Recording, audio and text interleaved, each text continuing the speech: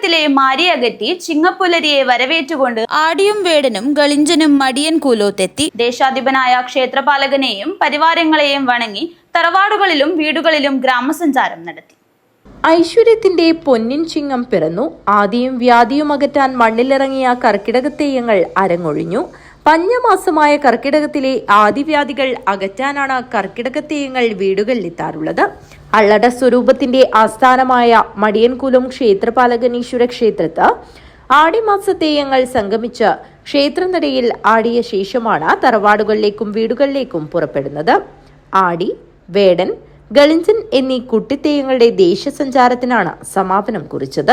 സാധാരണ തെയ്യങ്ങളിൽ നിന്നും വ്യത്യസ്തമായി ഈ തെയ്യങ്ങൾ കെട്ടുന്നത് ചെറിയ കുട്ടികളാണ്. ക്ഷേത്രങ്ങളിലോ കാവുകളിലോ കെട്ടിയാടുന്നതിനു പകരം ഈ കുട്ടിത്തെയ്യങ്ങൾ ഓരോ വീടുകളും കയറിയിറങ്ങും. പാർവതിയും പരമേശ്വരനുമാണ് കുട്ടിത്തെയ്യങ്ങളുടെ അടിസ്ഥാനം. ആടിയെന്ന പാർവതി വേഷം കെട്ടുന്നത് വണ്ണാൻ സമുദായത്തിലെ കുട്ടികളും വേടൻ എന്ന ശിവവേഷം കെട്ടുന്നത് മലയൻ സമുദായത്തിലെ കുട്ടികളുമാണ്.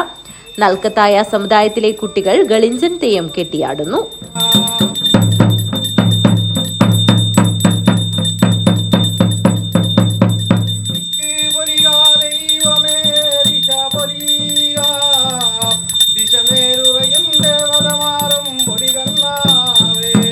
തറവാടുകളിലും വീടുകളിലും ഭക്തജനങ്ങൾ മഞ്ഞൾ, ചുണ്ണാമ്പ്, ഭസ്മം എന്നിവ കൊണ്ട് തയ്യാറാക്കിയ ഗുരുശിയൊഴിഞ്ഞാണ് കുട്ടിത്തെയ്യങ്ങളെ വരവേൽക്കാറ്.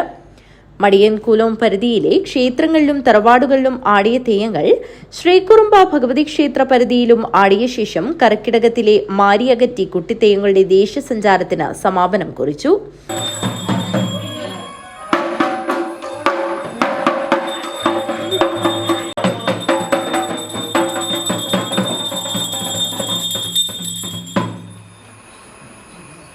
ഇനി അടുത്ത വർഷത്തെ കർക്കിടക മാസത്തിൽ തിരികെ എത്താമെന്ന് പറയാതെ പറഞ്ഞ് ഉപചാരം ചൊല്ലി ഗ്രാമവീഥികളിൽ നിന്ന് അരങ്ങൊഴിഞ്ഞു.